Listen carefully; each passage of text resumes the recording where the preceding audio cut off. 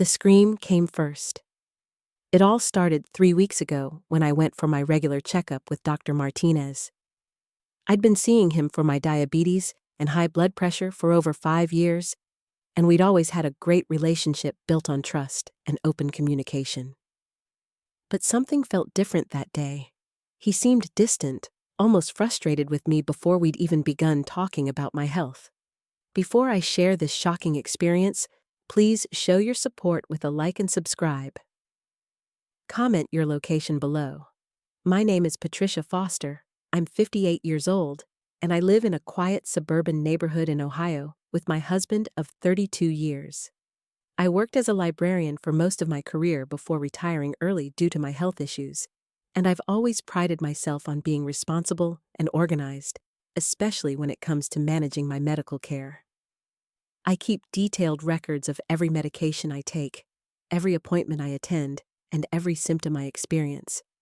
The person at the center of this nightmare is my own daughter, Michelle Foster Chen, who's 34 and works as a nurse at the local hospital.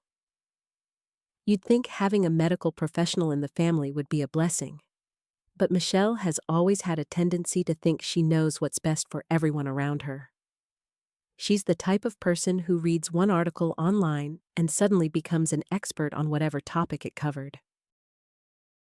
Over the years, she'd been increasingly vocal about her concerns regarding what she called my over-medication, constantly suggesting I didn't really need all the pills my doctor had prescribed.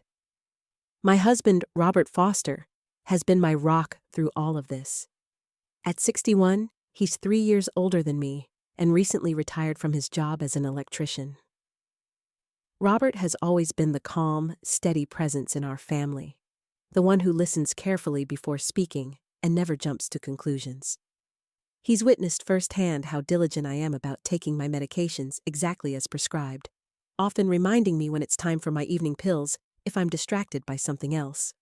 Robert has supported me through every doctor's appointment, every medication adjustment, and every health scare we've faced together. My closest friend and neighbor, Janet Morrison, lives just 2 houses down from us and has become like a sister to me over the past 8 years since she moved to our street. Janet is 55, a widow who lost her husband to cancer 4 years ago, and she understands better than most what it's like to navigate serious health issues. She's been my walking partner, my coffee companion, and my sounding board through all the ups and downs of managing chronic conditions. Janet has her own set of health challenges, including arthritis and heart issues, so we often compare notes about our medications and share experiences about dealing with doctors and insurance companies. The 4 of us had developed a comfortable routine over the years. Michelle would stop by every Sunday for dinner, usually bringing her opinions about whatever health trend she'd discovered that week. Robert would patiently listen to her lectures while shooting me knowing glances across the dinner table. Janet would join us for coffee afterward, and we'd often end up discussing our various health concerns and medications. It seemed like a normal, supportive family dynamic, but I was completely blind to what was really happening behind the scenes. During that strange appointment with Dr. Martinez, he kept asking me questions that didn't make sense. He wanted to know why I wasn't taking my metformin regularly, why I'd stopped checking my blood sugar, and why I seemed resistant to following his treatment plan. I was completely bewildered because none of what he was saying was true. I told him I'd been taking every medication exactly as prescribed and checking my blood sugar twice daily, just as he'd instructed. But then he pulled out a folder and showed me notes that made my blood run cold. Someone had been calling his office regularly, claiming to be concerned about my medication non-compliance. The caller had reported that I was frequently forgetting to take my pills, that I'd expressed doubts about whether I really needed them, and that I'd been talking about stopping my medications altogether because I didn't like the side effects. I sat there in stunned silence as Dr. Martinez read from his notes, describing a version of me that I didn't recognize at all. According to these reports, I was a non-compliant patient who was putting my health at risk by refusing to follow medical advice. The caller had even suggested that I might need additional monitoring or perhaps a medication management system because my family was worried about my declining cognitive function. When I got home that day, I was shaking with anger and confusion. Robert took one look at my face and knew something was seriously wrong. I told him everything that had happened at the doctor's office, and I watched his expression change from concern to disbelief to fury. He knew as well as I did that every single thing reported to my doctor was a complete lie. That evening, I started investigating. I began by checking my medication bottles and my blood sugar log, documenting everything with photos and dates. I wanted concrete proof of my compliance before I confronted anyone. I also started thinking back over recent conversations, trying to remember if I'd said anything that could have been misinterpreted or taken out of context. Janet came over for our usual evening walk, and I decided to confide in her about what had happened. She was as shocked as Robert had been, but then she said something that made my stomach drop. She mentioned that Michelle had been asking her a lot of questions lately about my daily routine, my medication schedule, and whether I ever seemed confused or forgetful. At the time, Janet had assumed Michelle was just being a caring daughter, but now those conversations took on a much more sinister meaning. The pieces were starting to come together, but I still couldn't believe that my own daughter would sabotage my medical care. I spent the next few days gathering evidence and trying to make sense of Michelle's motivations. Robert suggested we confront her directly, but I wanted to be absolutely certain before I accused her of something so serious. But what I discovered next made the trap finally spring shut. I decided to check my phone records. The idea came to me at 3 a.m. when I couldn't sleep, my mind churning over Janet's revelation about Michelle's probing questions. If someone in my family was calling Dr. Martinez's office, there might be a trail. The next morning, I sat at my kitchen table with my laptop, logging into my phone account online. Robert was at his early morning golf game, and the house felt unusually quiet as I scrolled through months of call logs. My heart hammered against my ribs as I searched for Dr. Martinez's office number. There it was. Multiple calls to the medical center, all from my phone number, on dates when I knew I hadn't called. The most recent was just 3 days ago, lasting 14 minutes. I stared at the screen, my coffee growing cold in my hands. Someone had been using my phone to impersonate me. The front door slammed, and I heard Robert's golf shoes clicking across the hardwood floor. "How was your game?" I called out, trying to keep my voice steady. "Terrible. I couldn't concentrate." He appeared in the doorway, his silver hair still damp with sweat. "I kept thinking about this whole mess with your doctor. Any luck with your detective work?" I turned the laptop screen toward him. "Look at this." Robert pulled out the chair beside me and studied the call log. His jaw tightened as he processed what he was seeing. "These calls you didn't make." "Exactly. And look at the timing." I pointed to the dates. "This one was last Tuesday afternoon, remember? Michelle stopped by to borrow my car because hers was in the shop.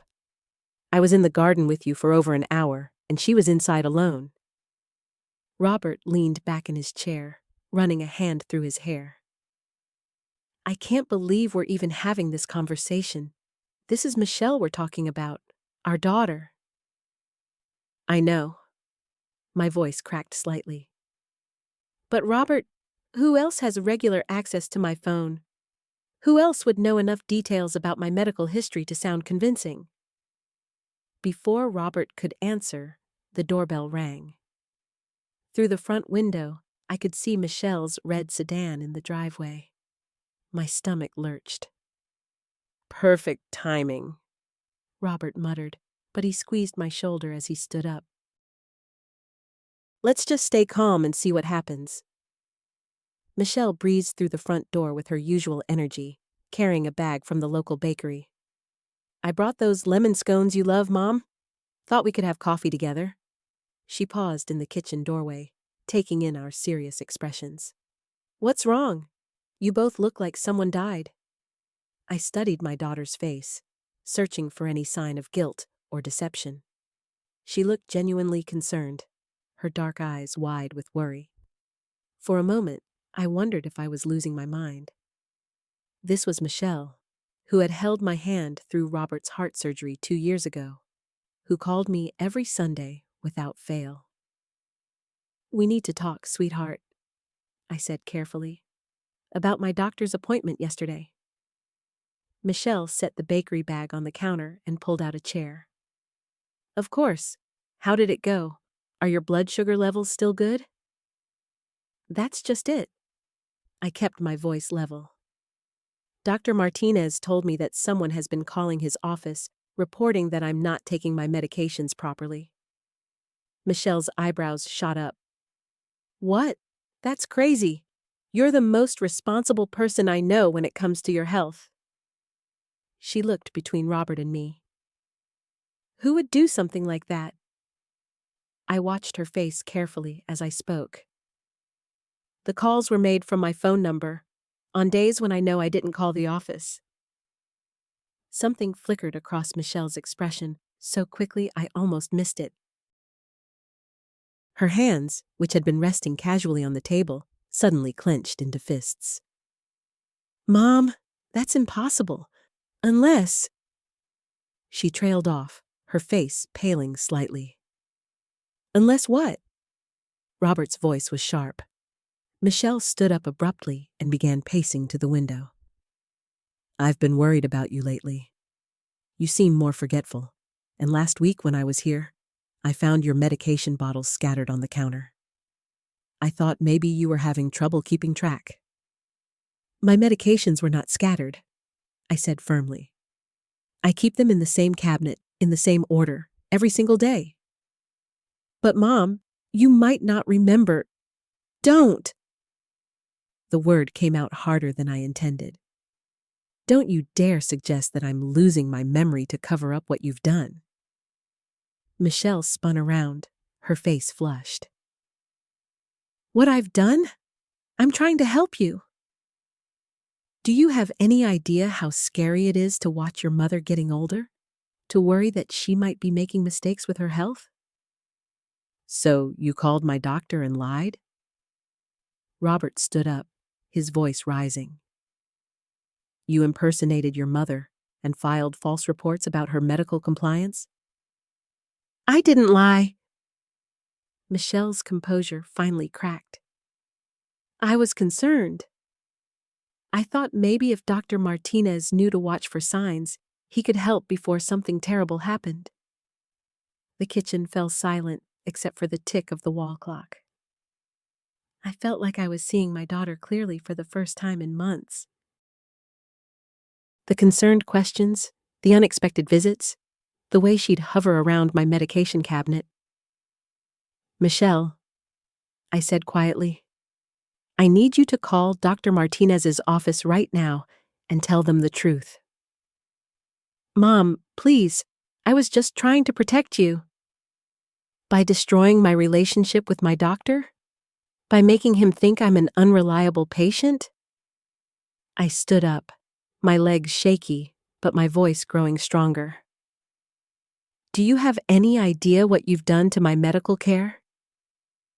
Michelle's eyes filled with tears, but I could see something else there too. A stubborn set to her jaw that I recognized from her teenage years. "I won't apologize for caring about your welfare," she said. "Maybe this will be a wake-up call for you to take your health more seriously." Robert and I stared at her in stunned silence. Even caught red-handed, she wasn't backing down. In fact, she seemed to be doubling down on her deception. That's when I realized this was much bigger than a few phone calls to my doctor. The silence stretched between us like a chasm. Michelle wiped her eyes with the back of her hand, but her chin remained raised defiantly. I felt something cold settle in my stomach as I watched her face transform from tearful daughter back to someone I barely recognized. "Michelle," Robert said carefully, You need to understand what you've done here. This isn't just about Mom's doctor visits. This is about trust. Trust? Michelle let out a bitter laugh. What about trusting me to know when my own mother needs help? I sank back into my chair, my mind racing through the past few months. All those times Michelle had shown up unannounced. The way she'd insist on organizing my kitchen, always gravitating toward the medication cabinet. How she'd ask pointed questions about whether I'd taken my pills, then look skeptical at my answers. How long has this been going on? I asked quietly. Michelle's eyes darted away from mine. I don't know what you mean. The phone calls to Dr. Martinez. How many times have you contacted his office pretending to be me? I wasn't pretending to be you, she said, but her voice lacked conviction. I was calling as your concerned daughter. Robert pulled out his phone. I'm going to call Dr. Martinez's office right now and ask for a record of all communications about Mom's care in the past 6 months. No! Michelle stepped forward, panic flashing across her face. You don't need to do that. The pieces were falling into place with sickening clarity. I remembered the appointment 3 months ago when Dr. Martinez had seemed unusually stern about medication compliance. The way he'd asked detailed questions about my daily routine that had felt oddly intrusive at the time. The concerned look the nurse had given me when I'd mentioned feeling fine. 3 months, I said, more to myself than to anyone else. That's when Dr. Martinez started treating me differently. Michelle's face crumpled, and I knew I was right. Michelle, answer me honestly, I said, forcing myself to look directly at her. How many times have you contacted my doctor's office? She wrapped her arms around herself, suddenly looking much younger than her 42 years. I don't remember exactly. Try. Maybe 5 or 6 times? Robert made a sound of disbelief. 5 or 6 times? I was worried. Michelle's voice rose again. Do you know what it's like watching your parent age? Wondering if they're telling you the truth about how they're feeling? I couldn't just sit back and do nothing. I felt a strange calm descending over me, the kind that comes after a shock when your mind finally stops racing and starts processing. What exactly did you tell them? Just that I was concerned about your medication management. That maybe you were forgetting doses or getting confused about timing. But I've never been confused about my medications. How would you know if you were? The words came out sharp and cutting. That's the whole point of memory problems, isn't it? You don't realize you're having them. The cruelty of that statement hit me like a physical blow. This wasn't just about medical care or even about control. Michelle genuinely believed I was incompetent, and worse, she was using that belief to justify her deception. Robert stood up abruptly, his chair scraping against the floor. That's enough. Michelle, you need to leave. I'm not going anywhere, Michelle said. This is exactly what I'm talking about.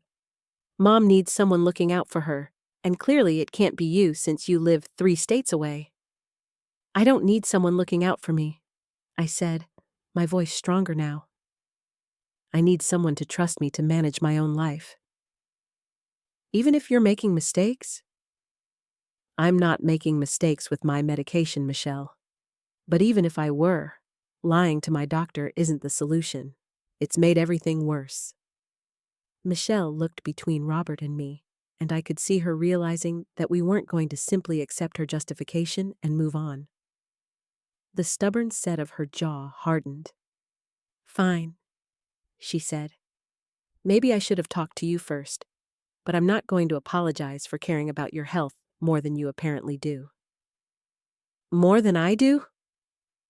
I stood up, anger finally breaking through the shock. I take my medications exactly as prescribed. I keep all my appointments. I follow every instruction Dr. Martinez gives me. How is that not caring about my health? Because you're not being realistic about your age and your limitations. There it was, the real issue underneath all of this. Michelle didn't just think I was making mistakes with my medication.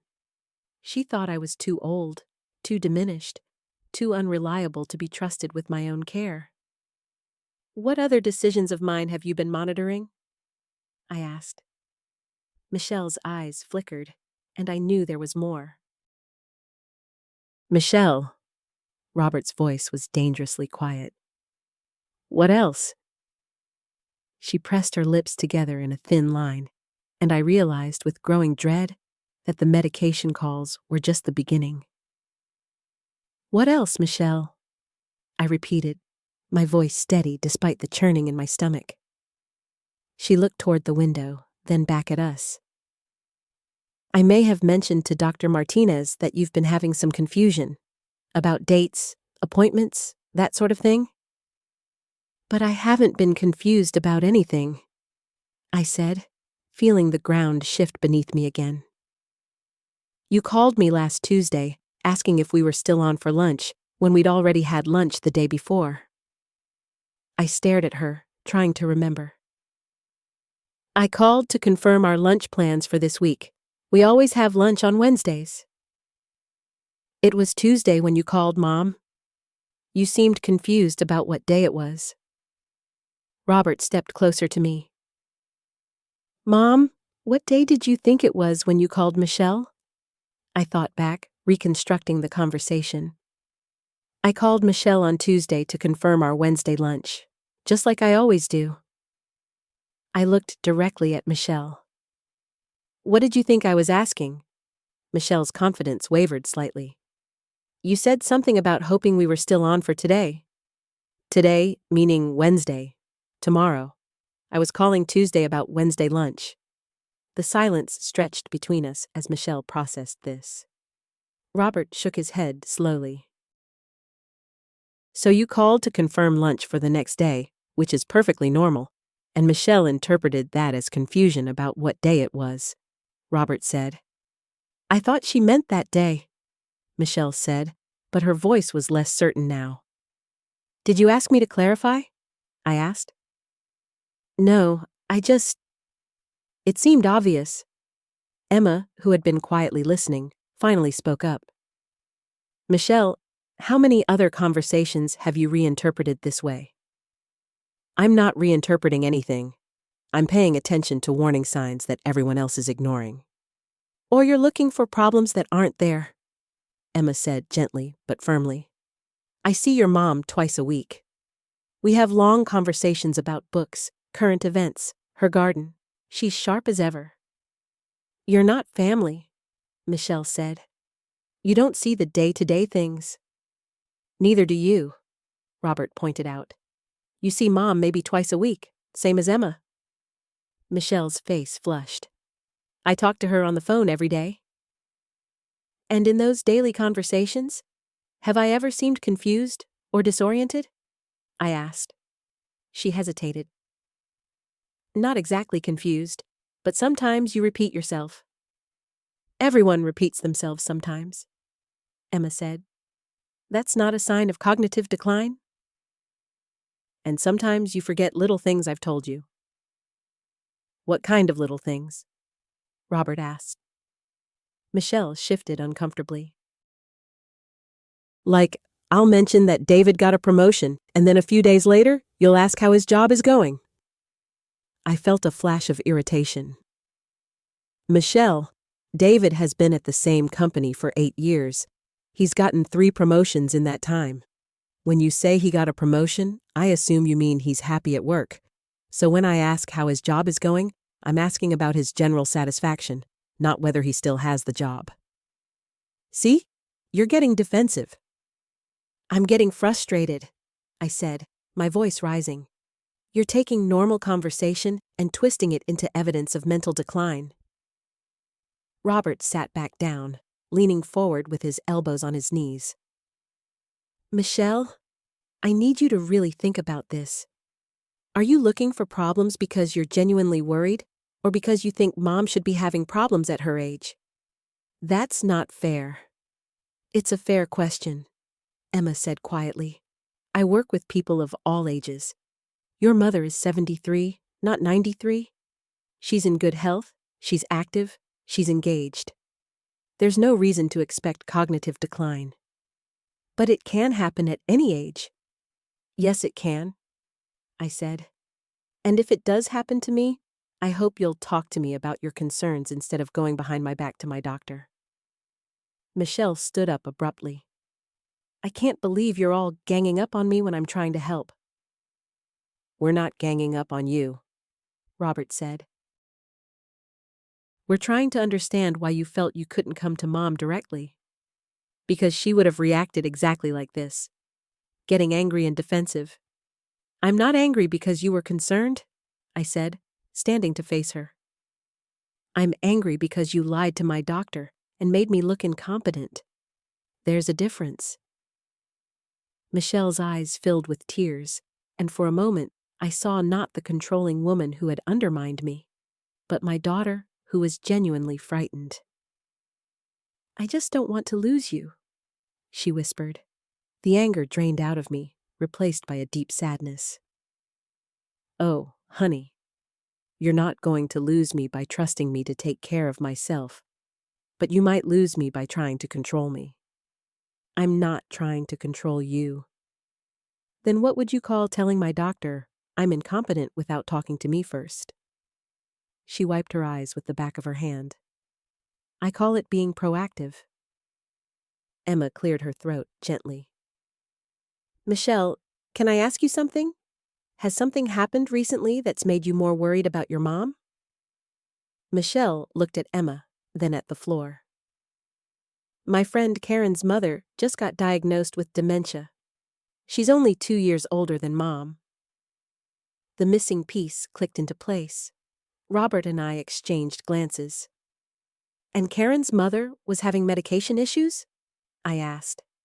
Michelle nodded. She was forgetting doses, taking double doses, mixing up her pills.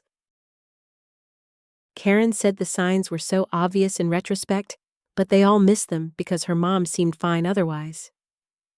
So when you saw what you thought might be similar signs with me? I began. I panicked, Michelle admitted. I kept thinking about Karen saying they should have paid more attention sooner. The room fell quiet.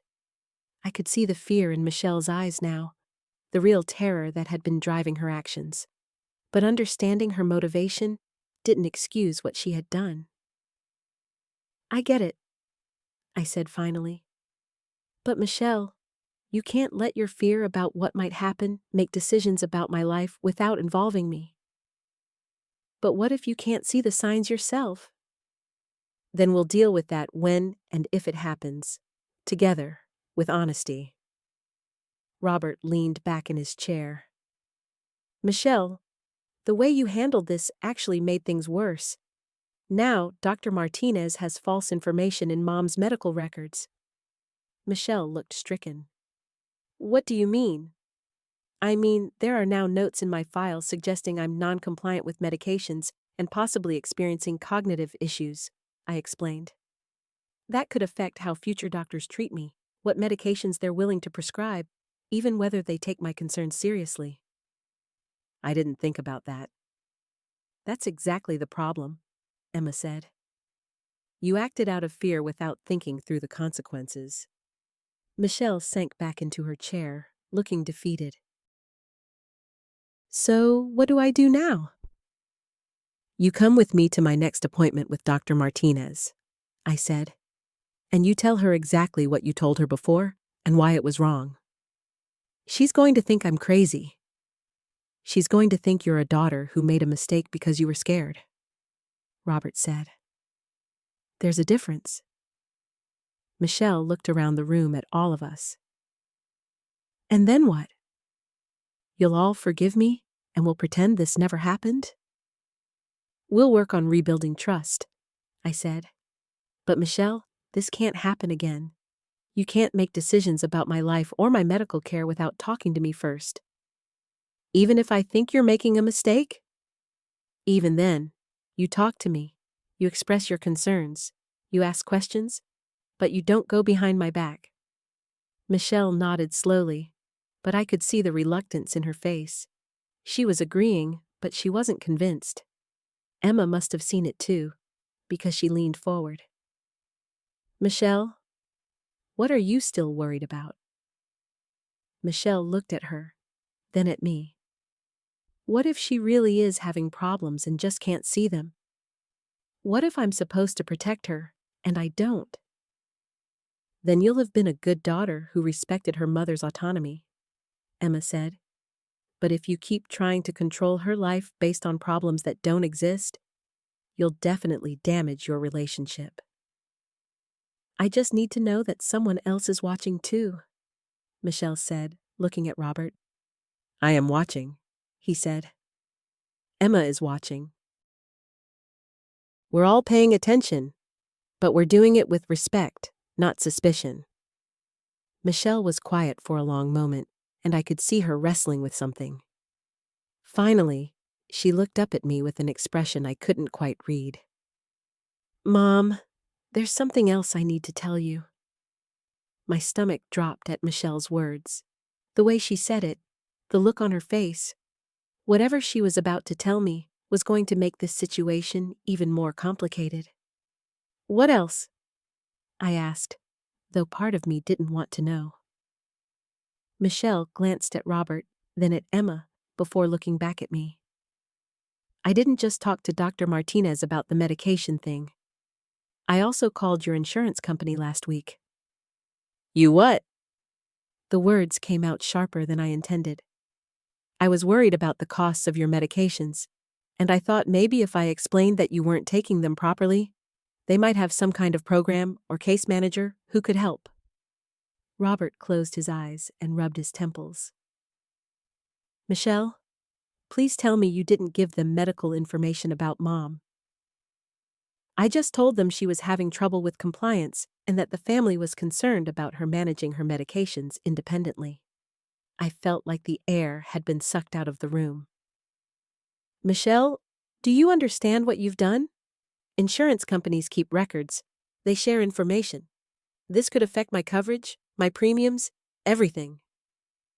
Emma leaned forward, her voice careful and controlled. What exactly did you tell them? I said that Mom was in her 70s and that the family had noticed she wasn't taking her medications as prescribed. I asked if they had any programs for seniors who needed help with medication management. And what did they say? Robert asked. Michelle looked miserable. They said they'd make a note in my file and that someone from their case management department might reach out to discuss options. I stared at my daughter, trying to process the full scope of what she'd done. So now my insurance company thinks I'm incompetent to manage my own medications. They have a note in their system suggesting I need case management oversight. I was trying to help. By telling lies about me to my insurance company? My voice was rising, and I could feel my heart racing. Michelle, this isn't just about hurt feelings anymore. You've potentially jeopardized my healthcare coverage based on completely false information. Robert stood up and started pacing. This is exactly what I was afraid of.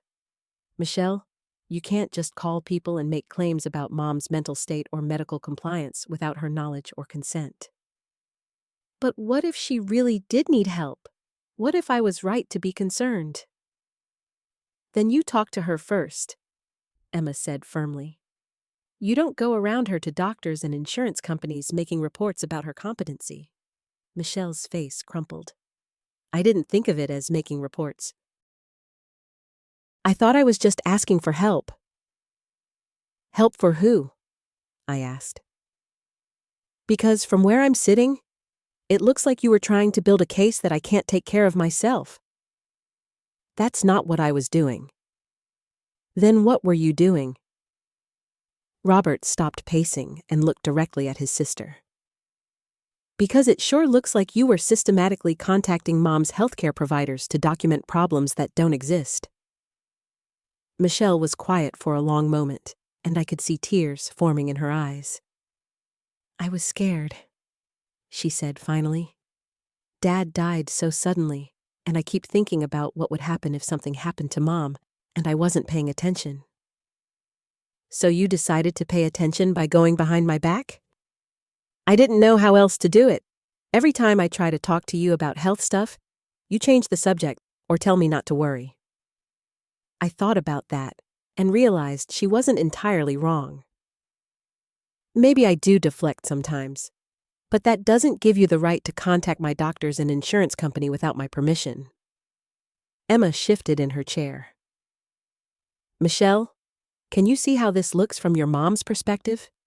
She's taking her medications correctly, managing her health responsibly, and then suddenly her doctor thinks she's non-compliant, and her insurance company thinks she needs case management.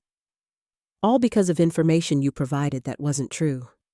"I see that now," Michelle said quietly. "I really messed this up." "Yes, you did," I said. "And now we need to figure out how to fix it." Robert sat back down. "Okay, so we know about Dr. Martinez and the insurance company. Is there anyone else you contacted?" Michelle looked uncomfortable again. "There might be one more thing." I felt my blood pressure spike. "What now?"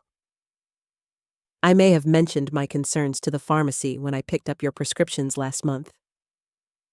The room went completely silent. I could hear the clock ticking on the wall, could hear Emma's slight intake of breath, could hear Robert's chair creaking as he shifted his weight. "What did you say to them?" My voice was barely above a whisper. I asked if they had any way to monitor whether patients were actually taking their medications as prescribed. I said I was concerned about my mother's compliance. Robert put his head in his hands.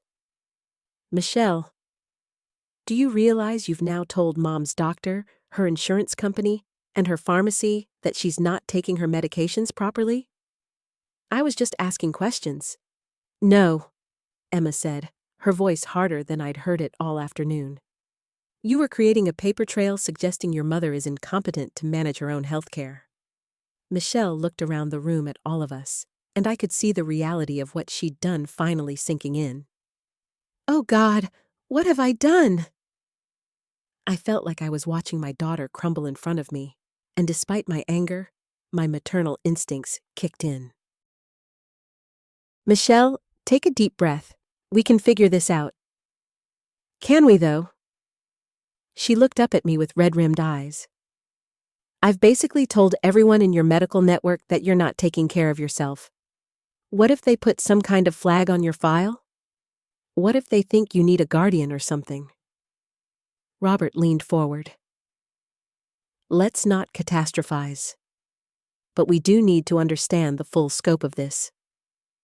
Michelle, when you talked to the pharmacy, do you remember who you spoke with?"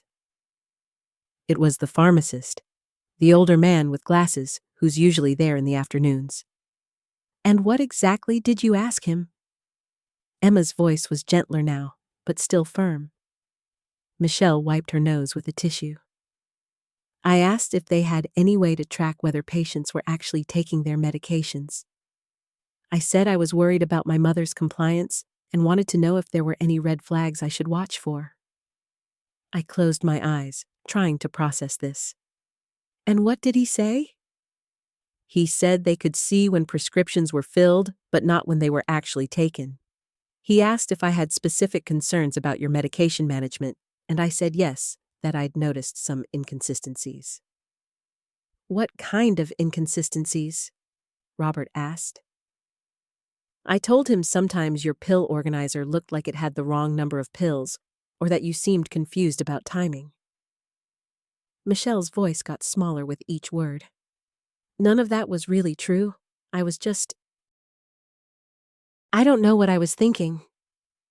Emma stood up and walked to the window, looking out at the street. "Michelle, I need you to understand something. In healthcare, when family members express concerns about medication compliance, especially for older patients, It triggers protocols. Your mother could end up with case management, medication monitoring, even questions about her cognitive capacity. But Mom's fine, Michelle said quickly. I know that now. I was just scared and overthinking everything. But they don't know that, I said. They have your word saying I'm having problems, and my word saying I'm not. Who do you think they're going to believe? Robert rubbed his temples. Okay, let's think about this systematically. We need to contact each place and correct the record. Michelle, you're going to have to call them back and explain that you made a mistake. What do I even say? Sorry, I lied about my mom having medication problems? That's essentially what you're going to have to do, Emma said, turning back from the window. You're going to have to tell them that you were anxious after your father's death and that you misinterpreted normal situations as concerning ones. Michelle looked terrified. What if they don't believe me? What if they think I'm just covering up now? Then we deal with that when it happens, I said. But Michelle, you created this mess, and you're going to have to be the one to clean it up. I know. I will. I'll call everyone tomorrow and explain. Robert shook his head. Not just call. You need to put this in writing too. Email the doctor's office, send a letter to the insurance company. Create a paper trail that corrects the false paper trail you already created. What should I write? Emma sat back down. The truth. That you were grieving and anxious, that you misinterpreted normal situations, and that upon reflection, you realize your mother is managing her medications appropriately. But what if it's too late? What if they've already made notes in Mom's file that can't be undone? I felt a chill run down my spine. What do you mean, can't be undone? Michelle looked at me with fresh panic in her eyes. I just realized something. When I talked to Dr. Martinez's office, the nurse said they were going to document my concerns in your chart, and when I called the insurance company, they said they were opening a case file. What if those records follow you forever? The room fell silent again. I hadn't thought about the long-term implications of having false information in my medical records. What would happen the next time I saw a doctor? Would they question every medication decision I made? Would they assume I was unreliable? We need to find out exactly what was documented where, Robert said slowly. And we need to make sure the corrections are just as thoroughly documented. Emma nodded. Michelle, when you make these calls tomorrow, you need to ask specifically what was written down, and you need to make sure they document your retraction just as clearly. What if some of the damage can't be undone? Michelle asked, voicing the fear we were all thinking. I looked at my daughter. This person I'd raised and loved and trusted, who had potentially compromised my medical care for years to come. Then we'll deal with that too. But Michelle, I need you to understand something. She looked at me expectantly. This isn't just about fixing the records. This is about trust.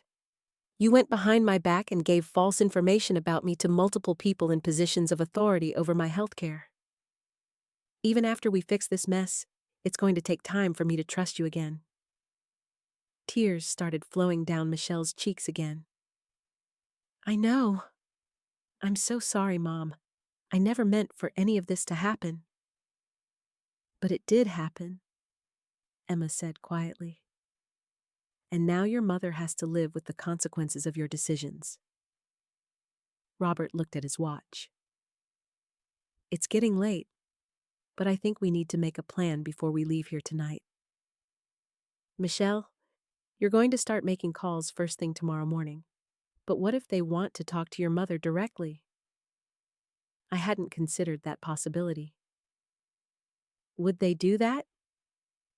They might, Emma said.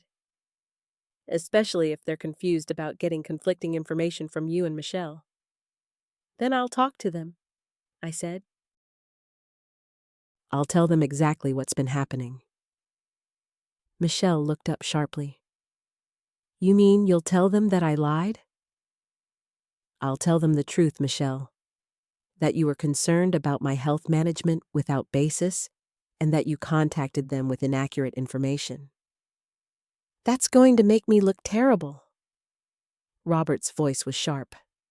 Michelle, you did something terrible. The focus here isn't on protecting your reputation. It's on protecting Mom's medical care. I know. You're right. Michelle took a shaky breath. I'll do whatever it takes to fix this. Emma leaned forward. There's something else we need to consider. What if this has already affected your mother's care in ways we don't know about? What if Dr. Martinez has already changed his treatment approach based on thinking she's non-compliant? I felt my stomach drop. I had an appointment with Dr. Martinez next week. Would he spend the whole visit questioning my medication habits instead of addressing my actual health concerns? We won't know until I see him, I said. But you're right. This could affect how he treats me going forward. Michelle buried her face in her hands. I've ruined everything, haven't I? You've certainly complicated things, I said. But Michelle, I need to ask you something, and I need you to be completely honest. She looked up at me. Is there anything else? Any other calls you made? Any other people you talked to about my health? Because if there are more surprises waiting for me, I need to know now. Michelle was quiet for a long moment, and I could see her thinking hard. Finally, she shook her head. No, I think that's everything. The doctor's office, the insurance company, and the pharmacy. You think that's everything? Or you know that's everything? I know. That's everything. Robert stood up. Okay, then here's what we're going to do. Michelle, you're going to call all 3 places tomorrow morning. You're going to explain the situation and ask them to document your retraction. Then you're going to follow up in writing with each of them. What if they won't talk to me? What if they say they can only discuss it with Mom? Then you'll conference me in, I said. But you're going to be the one to initiate these conversations and take responsibility for what you did. Emma gathered her things. And Michelle, going forward, if you have concerns about your mother's health, you talk to her directly. Not to her doctors, not to her insurance company, not to anyone else. You talk to her. I will, I promise. I looked at my daughter, sitting there looking small and scared and sorry, and I felt the complicated mix of love and anger and disappointment that only family can inspire. Michelle, I love you, but this can never happen again. It won't, Mom. I swear it won't. As we prepared to leave Emma's house, I realized that tomorrow's phone calls might only be the beginning of fixing this mess. What if the corrections weren't enough? What if the false information had already spread further through my medical network than we realized? And what if Michelle's interference had already changed something important about my care that couldn't be undone? The next morning, I woke up with a knot in my stomach. I'd barely slept, running through scenarios of how badly this could affect my medical care. What if Dr. Martinez had already flagged me as a difficult patient? What if my insurance had made notes that would follow me for years? I called Michelle at 8:30 sharp. Are you ready to make these calls? I've been awake since 5, she said, her voice thick with anxiety. Mom, what if I make it worse? You won't make it worse if you're honest and straightforward. Just explain that you made a mistake and gave incorrect information. We started with the pharmacy. Michelle put the call on speaker so I could hear everything. Hi, this is Michelle calling about my mother's account. I spoke with someone yesterday about her medication compliance, and I need to correct some information I gave you. The pharmacist Michelle had spoken to wasn't working, so she had to explain the entire situation to someone new. I watched my daughter's hands shake as she spoke. I told your colleague that my mother wasn't taking her medications as prescribed, but that was incorrect. She is taking them properly, and I was mistaken. I need you to remove any notes about non-compliance from her file. There was a long pause. Ma'am, I'm going to need to speak with your mother directly to verify this information. Michelle looked at me with panic in her eyes. I took the phone. This is her mother. My daughter made an error yesterday, and we're trying to correct it. After 20 minutes of back and forth, they agreed to document Michelle's retraction, but I could tell they were skeptical. The insurance company call went similarly, with lots of questions and requests for clarification that left me feeling more worried than when we'd started.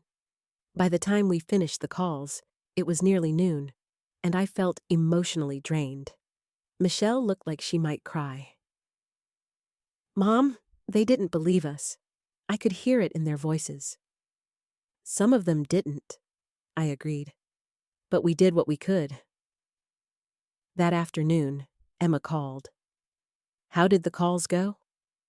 About as well as you'd expect. Michelle did her best, but once you put false information into the system, it's hard to completely erase it. Are you okay? I realized I wasn't sure how to answer that. I keep thinking about all the ways this could affect my care going forward. What if there's an emergency and they check my file and see conflicting information about my medication compliance? Have you talked to Robert about how you're feeling? He's been supportive, but I can tell he's frustrated with Michelle. He keeps making little comments about responsibility and consequences. And how are things between you and Michelle?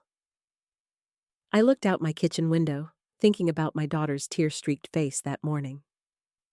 Complicated. I'm still angry, but I also feel sorry for her. She's clearly beating herself up about this. That's natural. She made a big mistake, but she's trying to fix it. The thing is, Emma, I keep wondering if this is really about the medication at all.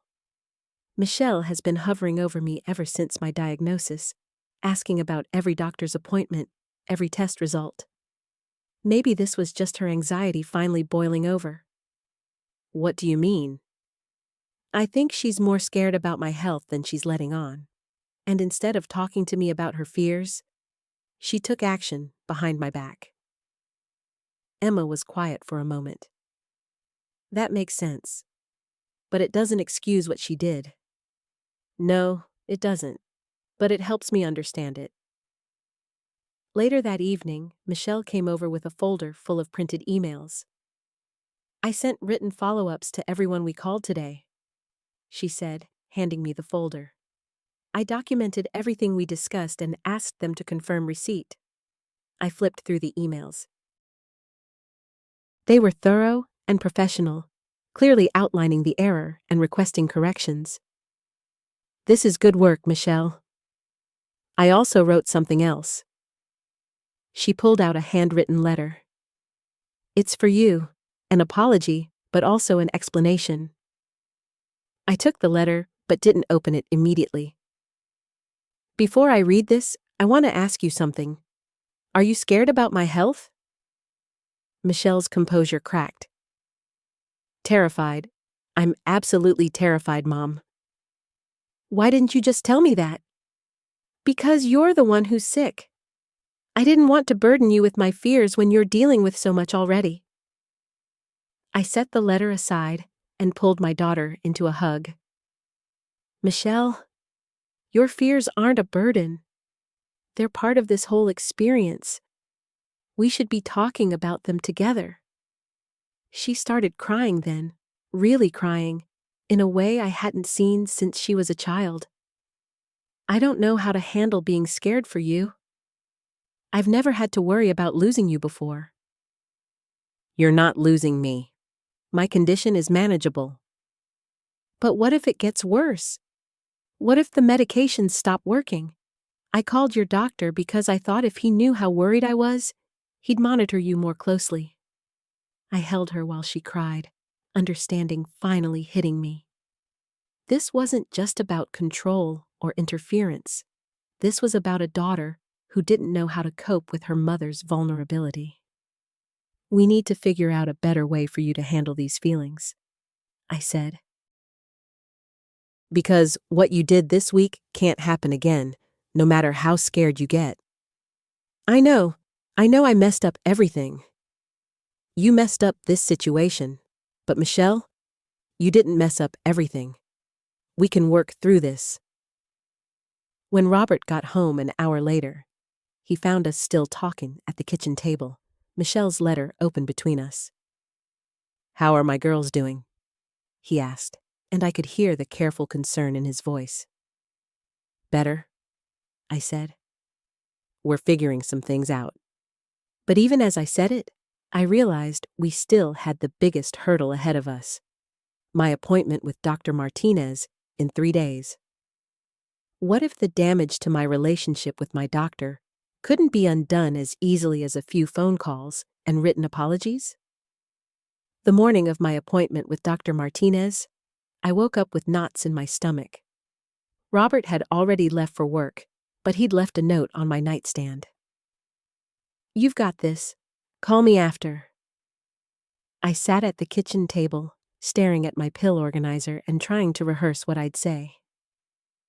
How do you explain to your doctor that your own family created a crisis that shouldn't exist? My phone buzzed. A text from Michelle. "I can drive you to your appointment if you want." I called her back. "You don't need to do that, honey." "I know I don't need to. I want to. I think I should be there to explain what I did."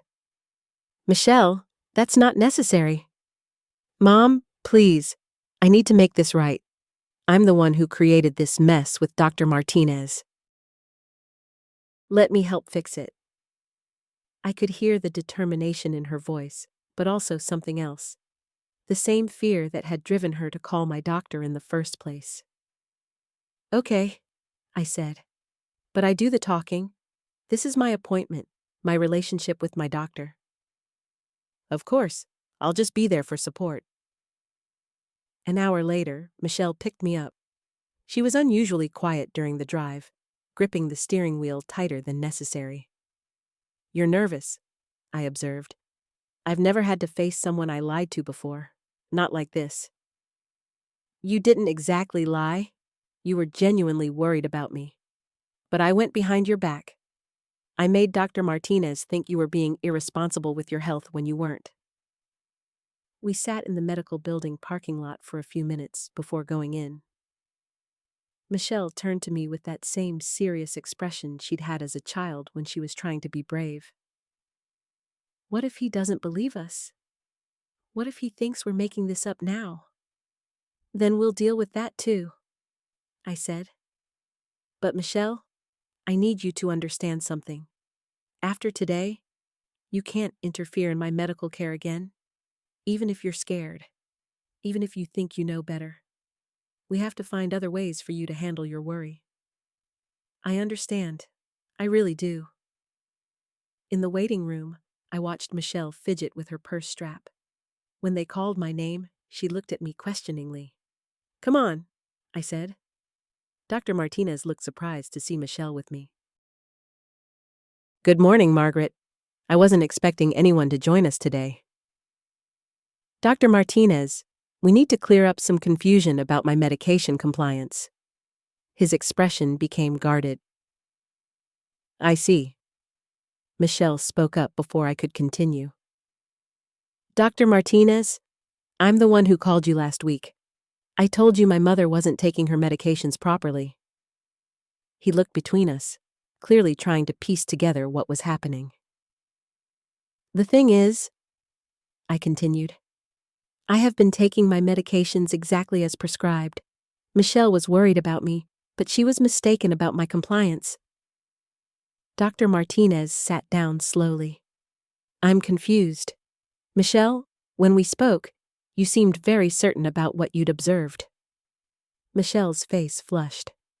"I was certain, but I was wrong. I misunderstood what I was seeing, and instead of talking to my mother first, I called you."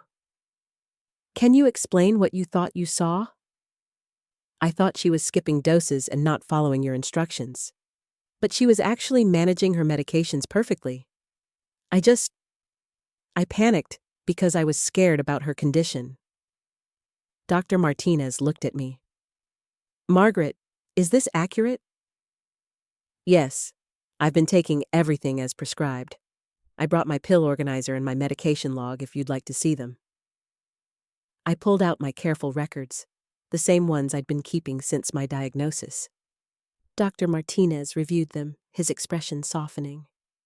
These are very thorough records.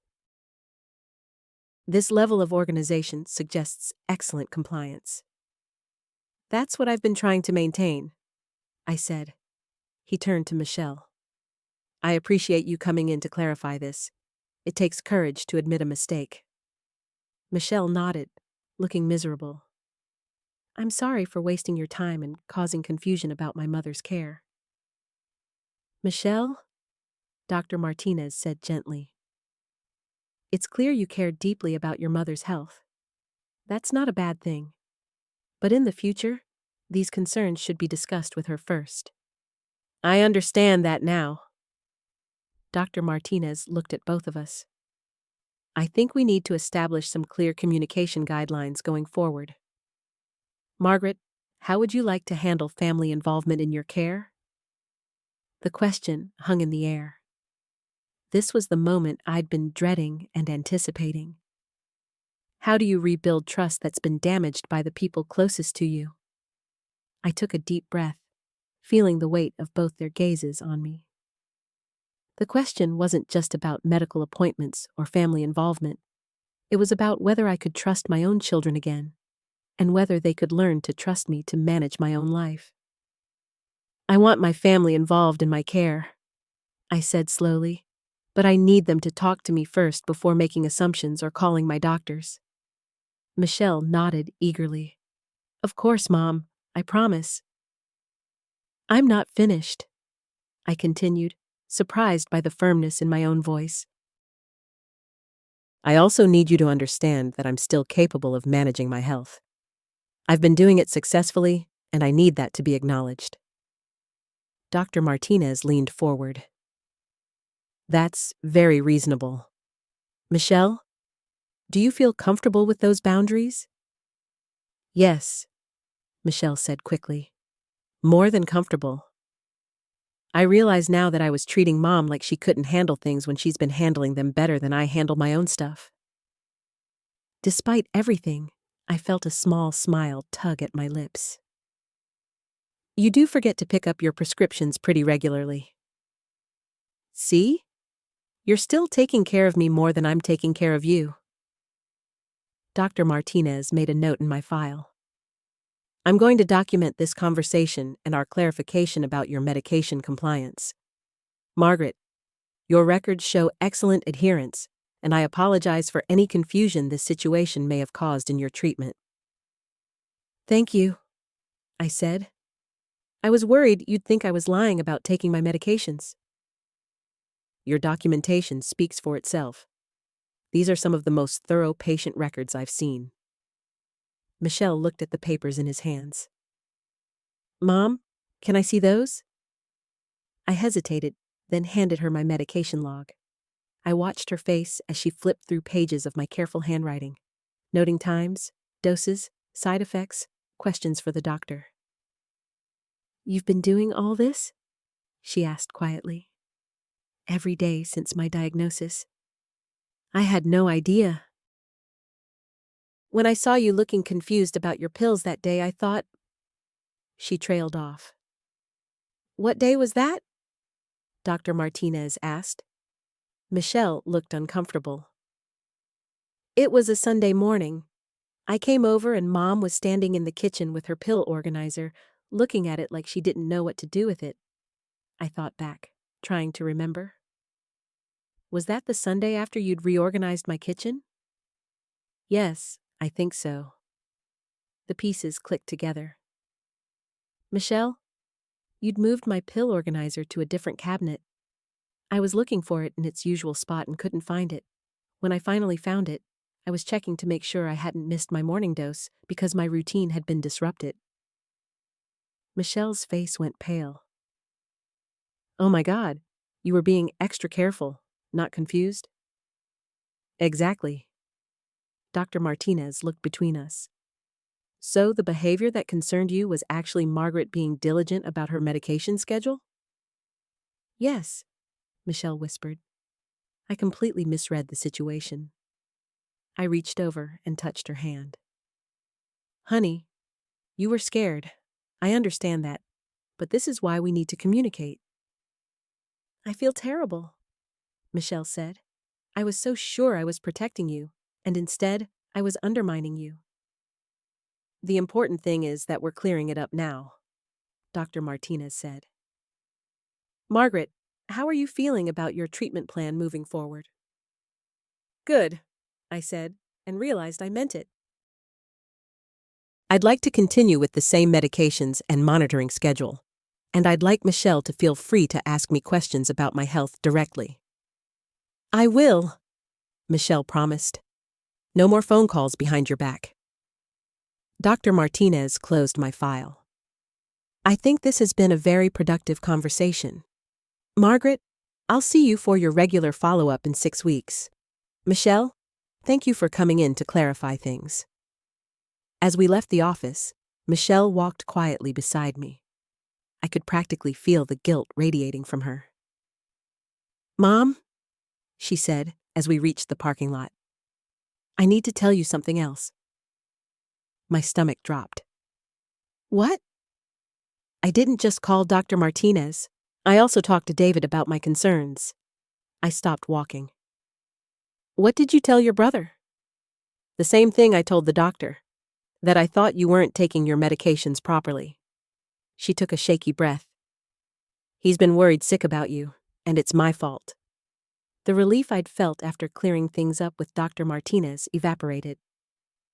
Michelle, what exactly did David say when you told him this? He wants to have a family meeting.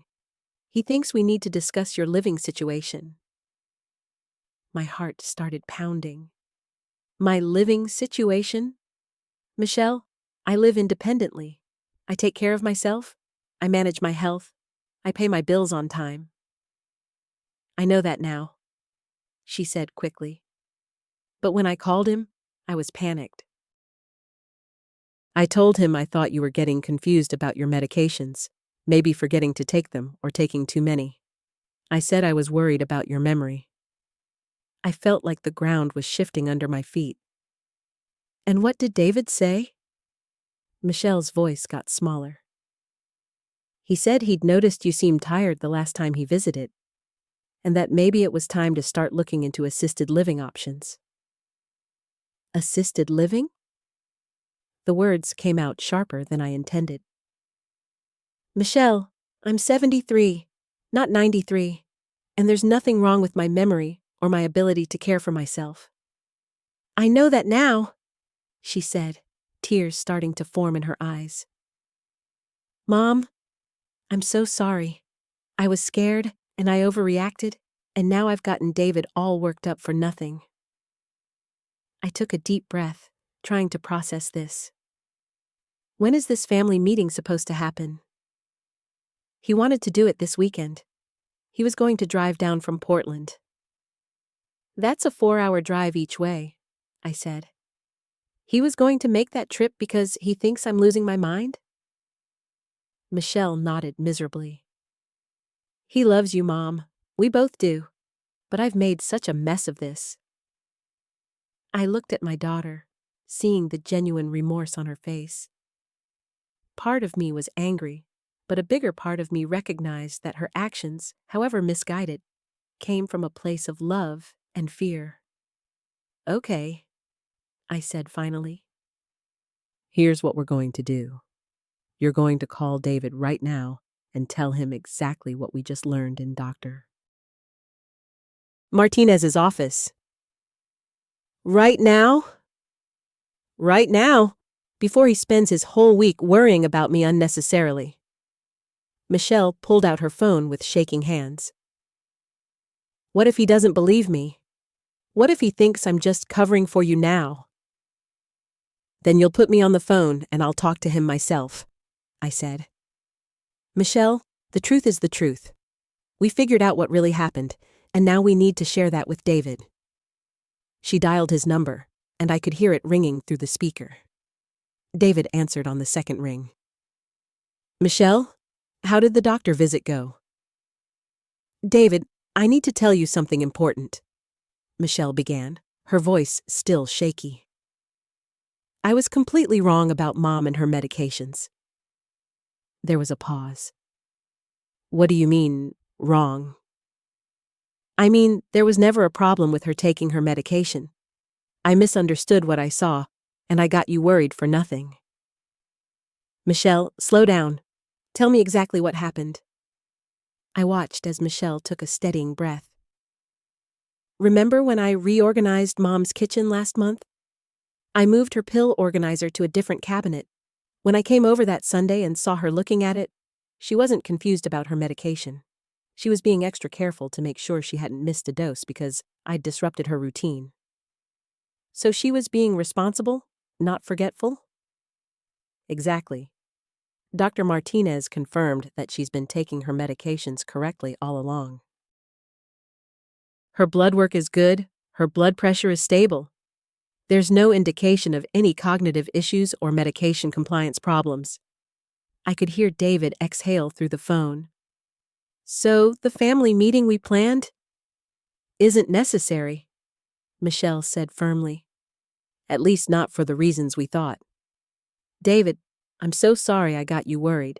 I should have talked to Mom directly instead of jumping to conclusions. Can I talk to Mom? David asked. Michelle handed me the phone. Hi, honey. Mom, I'm so sorry. When Michelle called and said she was worried about your memory and your medications, I got scared. I understand, I said. But David, if you ever have concerns about my health or my ability to live independently, I want you to talk to me first. Don't make plans about my life without including me in the conversation. You're absolutely right, he said. I should have called you directly. I guess I was so worried that I wasn't thinking clearly. Fear can make us all do things we wouldn't normally do, I said, glancing at Michelle. But we're family. We should be able to talk to each other about anything, even difficult things. So, no family meeting this weekend? David asked. I considered this. Actually, why don't you still come down? Not for an intervention, but just for a regular visit. We could all use some time together after this misunderstanding. I'd like that, David said. And Mom? I'm glad you're okay. Really glad. I'm more than okay, I said. I'm taking good care of myself, and I plan to keep doing so for a long time. After we hung up, Michelle and I stood in the parking lot for a moment, both of us processing what had just happened. Mom, Michelle said quietly, I've learned something important today. What's that? That treating you like you're fragile or incapable doesn't protect you. It just takes away your dignity and autonomy. I felt a wave of pride in my daughter. That's a very mature realization, honey. I promise I'll never go behind your back like this again. If I have concerns, I'll talk to you directly. Good, I said. And Michelle, I promise to be patient with your concerns and not dismiss them just because they're uncomfortable to hear. Deal, she said, and for the first time that day, she smiled. As we walked to our cars, I reflected on how quickly a misunderstanding could spiral out of control, and how important it was to address these things head-on. My family's love for me was never in question, but love without communication and respect could become suffocating rather than supportive. See you this weekend when David comes? Michelle asked. Absolutely, I said. And Michelle, thank you for coming to the doctor with me today. It took courage to admit you were wrong. Thanks for forgiving me, Mom. As I drove home, I felt a sense of relief and renewed confidence. My health was in good hands, my own hands, and my family was learning to trust that I knew how to take care of myself.